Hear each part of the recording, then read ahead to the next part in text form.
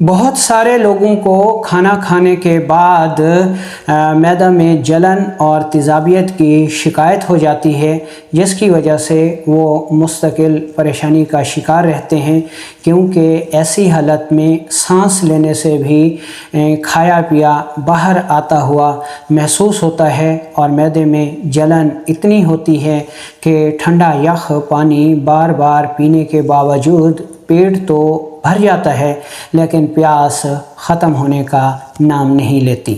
السلام علیکم ورحمۃ اللہ وبرکاتہ۔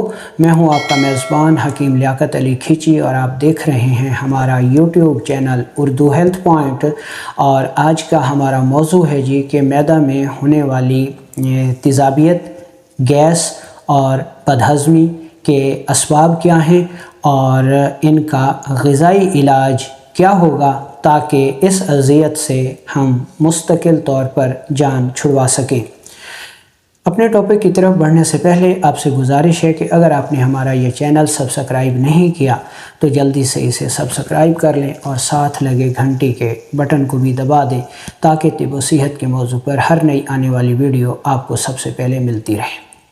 تو دوستو، آج ہم اس موضوع کو 3 طرح سے ڈسکس کریں گے۔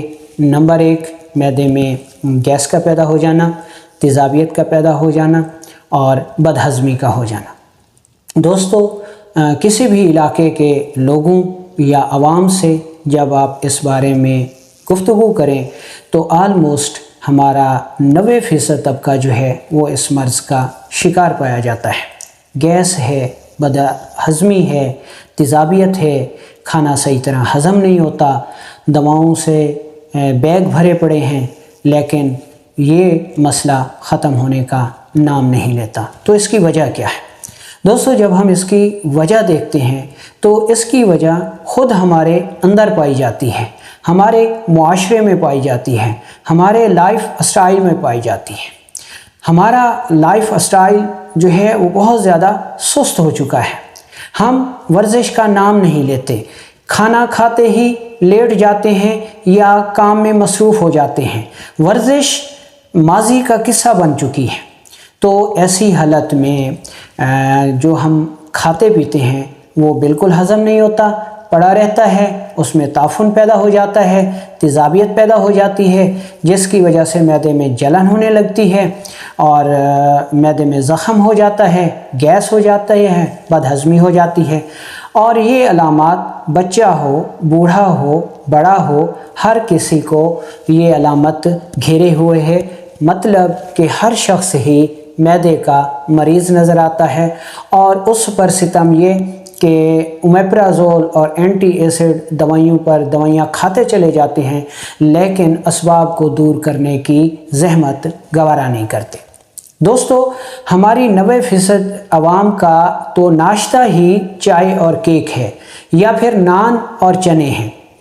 یہ ایسی غذائیں ہیں جن کی وجہ سے ہمارا معدہ انتہائی ڈسٹرب ہو جاتا ہے اور اس کو زیادہ تیزاب پیدا کر کے ان چیزوں کو جو ہے وہ ہضم کرنا پڑتا ہے، جس کی وجہ سے معدے میں جب تیزابیت کی زیادتی ہوتی ہے تو گیس، بدہضمی، تیزابیت اور السر جو ہے وہ ہمیں گھیر لیتا ہے۔ دوستو، ہمارے نبی اکرم حضرت محمد مصطفیٰ صلی اللہ علیہ وآلہ وسلم نے فرمایا کہ کھانا کھا کر 40 قدم چل لو۔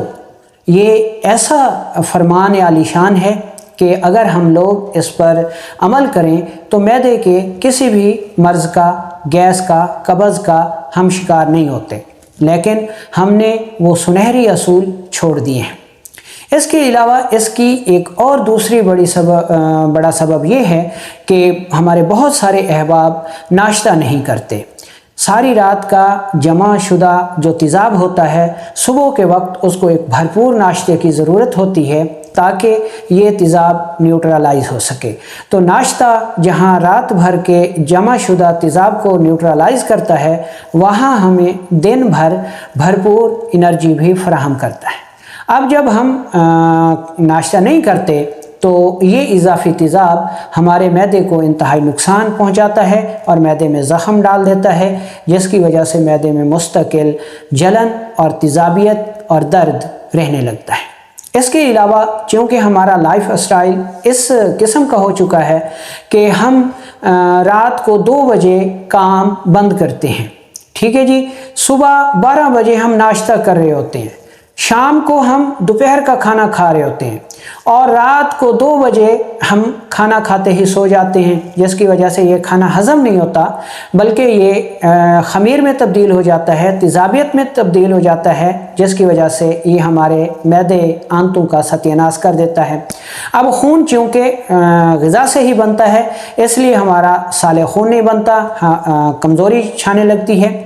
दूसरा, अगर हम साले ग़िज़ा खाएं तो उससे साले अरवाह पैदा होंगे और हमारी सोच अच्छी होगी, लेकिन जब खाना मुताफ़न हो जाएगा तो उससे गलीज़ गैसेस पैदा होंगी और गलीज़ गैसेस से रियाह पैदा होंगे और रियाह से फिर डिप्रेशन और एंजाइटी जन्म लेगी। तो इस वजह से आज हमारा मुआशरा डिप्रेशन, एंजाइटी और मैदे में तेज़ाबियत और ख़राबी, जलन, अल्सर में मुब्तला है। तो अब हम चलते हैं इस के हल की तरफ कि इसका हल क्या है। दोस्तों, जब तक हम इसके असबाब को दूर नहीं करेंगे ये अज़ियत हमसे दूर नहीं हो सकेगी। तो सबसे पहले तो हमने वर्जिश को मामूल बनाना है। खाना खाने के बाद हर सूरत हमने चलना है। सुबह खाना खाने से पहले वर्जिश करनी है और रात को खाना खाने के बाद वर्जिश करनी है। खाने के औकात मुकर्रर करने हैं। खाना हमेशा शदीद भूख पर ही खाना है। ये किसी किताब में नहीं लिखा हुआ कि हमने 3 बार खाना खाना है, भाई हम 2 बार भी खा सकते हैं। अच्छा, मैदे के ख़मीर को ख़त्म करने के लिए ग़िज़ाओं की बजाय हमें इस्लामी असूलों को मद्देनज़र रखते हुए रोज़ा रखना चाहिए, जिससे हमारा ख़मीर जो है वो बहुत जल्द ख़त्म होता है और मैदा बड़ी अच्छी हालत में आ जाता है। खाना खाने के फ़ौरन बाद कोला मशरूबात, चाय या काफ़ी हरगिज़ नहीं पीनी। नान जो है ये ख़मीर पर मुश्तमिल होता है, निशासे पर मुश्तमिल होता है और मैदे में इंतहाई ख़मीर पैदा कर देता है। इसके अलावा मसनूई ग़िज़ाएँ, फ़ास्ट फूड, ब्रायलर मुर्गी, इन सब को हमने छोड़ देना है अगर हमने डिप्रेशन, एंजाइटी, मैदे की जलन, गैस और तेज़ाबियत से निजात हासिल करनी है। दोस्तों, अगर मैदे में जलन, तेज़ाबियत और गैस और बदहज़मी हो जाती है तो हमें जो सख्त ग़िज़ाएँ हैं उनको छोड़ देना चाहिए और इंतहाई नरम ग़िज़ाओं पर आ जाना चाहिए। ऐसी ग़िज़ाएँ जो कि आधा घंटा से 40 मिनट में हज़म हो जाती हैं। इन ग़िज़ाओं में जौ का दलिया है, तलबीना है, खजूर है, खजूर और केले का मिल्क शेक है, नीम गर्म पानी में शहद मिला के कद्दू शरीफ का हलवा है, गाजर का हलवा है। तो ये ग़िज़ाएँ हमें जो है वो शुरू करनी चाहिए ताकि हमारी ग़िज़ा जल्दी हज़म हो सके। तो अलगर्ज़ हम जितना कम खाएंगे उतना ही मैदे के अमराज से बचे रहेंगे और जितना खाने के बाद हम पैदल चलेंगे उतना ही हम मैदे की बीमारियों से बचेंगे, डिप्रेशन से बचेंगे, एंजाइटी से बचेंगे, हाई ब्लड प्रेशर से बचेंगे, कोलेस्ट्रॉल से बचेंगे। तो आइए वर्जिश को मामूल बनाइए। खाना खाने के बाद कम अज़ कम 40 कदम हमने लाजमी चलना है और खाने के औकात मुकर्रर करने हैं, भूख रख कर खाना है और खाने के बाद वर्जिश लाजमी करनी है। तो इंशाअल्लाह हम जो है वो हर किस्म की मैदे की बीमारियों से बचे रहेंगे।